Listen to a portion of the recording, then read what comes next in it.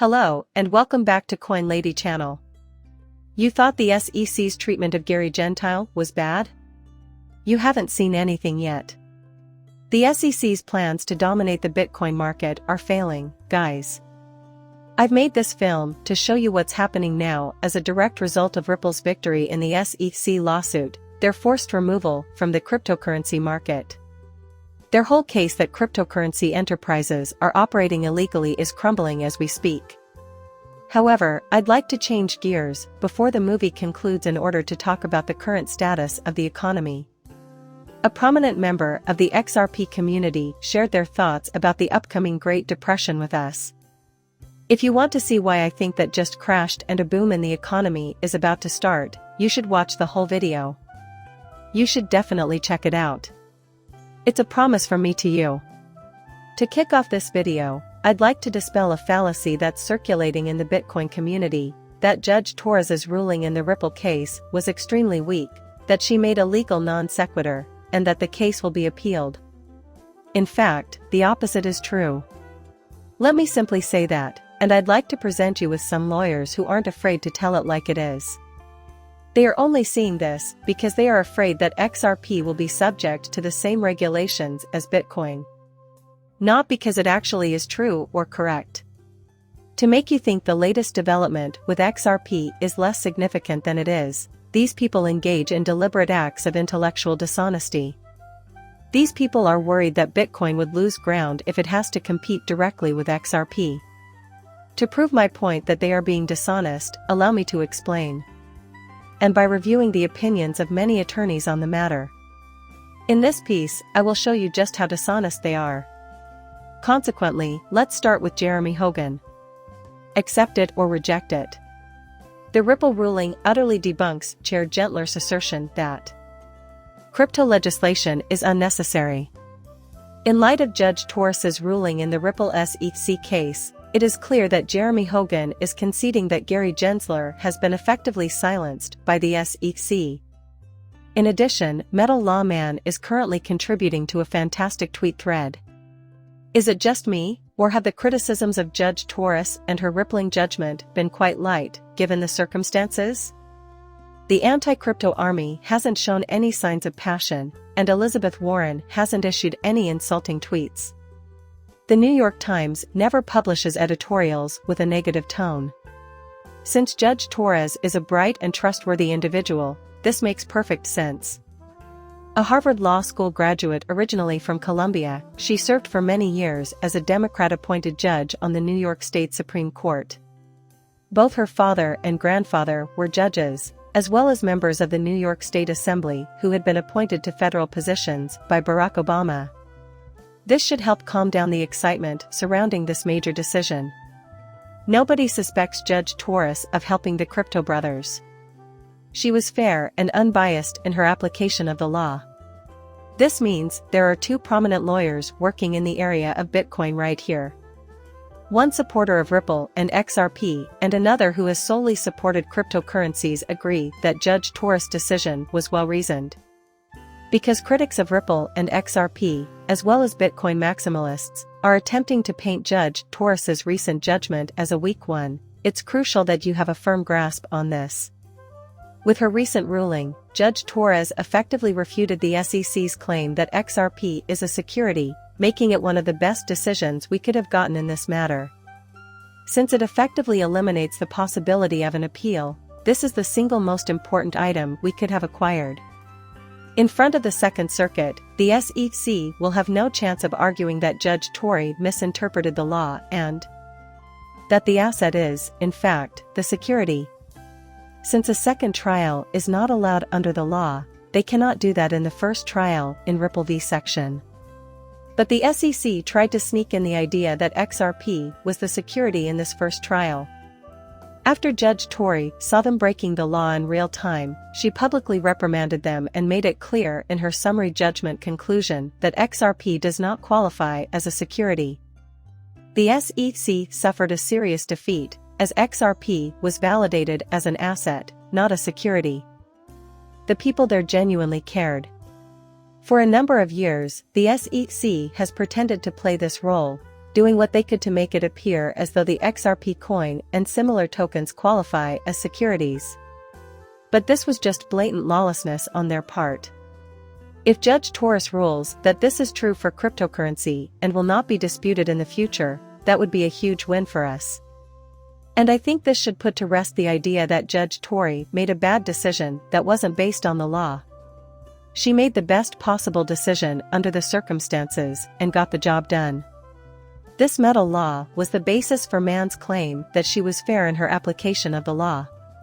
He and Jeremy Hogan both feel that she handled the issue admirably. Because this could have far greater ramifications for him and the SEC than the loss of Ripple in response to the SEC chair here's milder indiscriminate onslaught on cryptocurrencies. I'd want to shift gears and talk about the massive loss Gary Gensler is presently feeling. Although digital assets may be included in contracts that constitute securities, Richie Torres has stated publicly the judge and Alyssa Torres' finding in the Ripple case established what I'll regard to as the Torres Doctrine. If that sounds familiar, that's because it has been for quite some time in the XRP community. A handful of Ripple's prior transactions may have been unlawful and should have been reported. The idea that XRP is a security, however, is completely off base. Is Richie Torres correct in his assertion? So, then, why is it so effective? The fact that a Democrat is openly criticizing Chair Gensler makes this all the more effective. Not only will he do this, but so will others. The Democrats are currently fighting against the party's nominated representative or regulator. We can all see how polarized politics has become right now. This is quite rare. Gary Gensler will have a hard time moving forward due to the increased attention this brings to the politicization of cryptocurrency. Those Democrats pretended for a while that Gary Gensler knew what he was talking about and that the rules were crystal clear. Here, however, the Richie Torres Doctrine has shown that Gensler has been wrong all along when it comes to making up laws. Because you can defend yourself against one political party coming after you, but not both, his own party has publicly denounced him. This is a devastating blow for Gary Gensler. Gary Gensler is in a bad spot going forward since both major political parties are eyeing him as a potential ally. And the pressure is rising rapidly, as we can see. I've been saying for a time now that I think Gary Gensler will be forced to quit before the end of his tenure. The more we run into similar situations, the closer we go to that reality. This is something you must observe. Please hear me out on this. And going forward, this is going to be a major issue for Gary Gensler. In order for Bitcoin businesses in the United States to succeed, Gary Gensler must be removed from his position as SEC chairman as soon as possible. In addition, it is essential to acknowledge that Ripple has achieved a major win that will allow for the widespread adoption of XRP in the United States. It's possible that the SEC will keep pressuring Bitcoin companies to shut down and will make it nearly impossible for traditional firms to use Bitcoins. They have various avenues of attack against the industry. For this reason, it is essential that Gary Gensler depart the SEC and be replaced by someone who will aggressively interact with the industry to strengthen it, despite the fact that we recently gained a big victory. Things aren't looking good for him when members of his own political party are after him, so this is the first step we need to take to achieve that. And that's a big step forward. To end up this video, let's discuss the possible reasons why a Great Depression won't occur. You know, I'm one of the few people who has been really upbeat about the economy so far if you've been following this channel for any length of time over the past few months. Hey, I think we've hit rock bottom already. For the last 8 months, I've been saying, we're probably going upwards from here. There is widespread panic. I'd like to be on the opposite side of that conversation. In all honesty, it's my unwavering optimism in the stock market and the cryptocurrency industry that gets me into difficulty on occasion, along with the fact that I'm completely unplayable. But at the moment, everything is going splendidly. What we saw is very interesting, especially since this is one of my favorite methods of market analysis.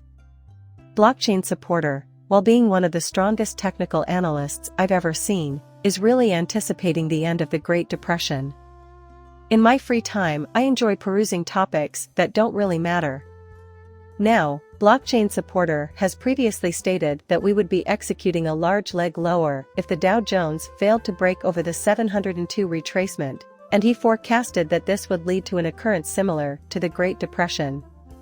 If this were to occur, it would have a devastating effect on all markets, including the stock market and the cryptocurrency market. When we see large declines like this, no asset class ever does well. Today, however, the Dow Jones broke past a resistance level where he had predicted it would be rejected. "I can't believe it broke above that to this," he says, thus ending the threat of a major depression. When it came to the economy, he was one of the biggest bears I'd ever met. As a result, I see this as a really promising development. Thus, the fact that bears are giving up their position and acknowledging that this market is truly primed to go higher is great news for the future of cryptocurrencies. Although I, along with many others, anticipate a steep collapse in the stock market, the cryptocurrency market is widely projected to grow. The markets don't work like that. Let me simply say that, while this may change in the future, for the time being at least, there is a strong correlation between the stock market and the cryptocurrency market, as we have seen over the years. Therefore, a flourishing stock market is necessary for the success of cryptocurrencies. The good news is that the increasing stock market is incredibly bullish for the future of the cryptocurrency market, even if the bears are right and there is no economic crisis or stock market disaster. And I would actually argue that the stock market's swift recovery is a very bullish sign that we're about to enter an age in which cryptocurrencies will perform extremely well. In the end, I think this is a very encouraging sign, and it's making me even more bullish on the market than I already was. But it's quite promising for my hypothesis when people change their minds, like blockchain advocates. I believe this bodes well for the future of the economy and the price of cryptocurrencies. Anyway, I sincerely hope that you found this video entertaining. If you did, please leave a like and subscribe. See you in the next one, bye.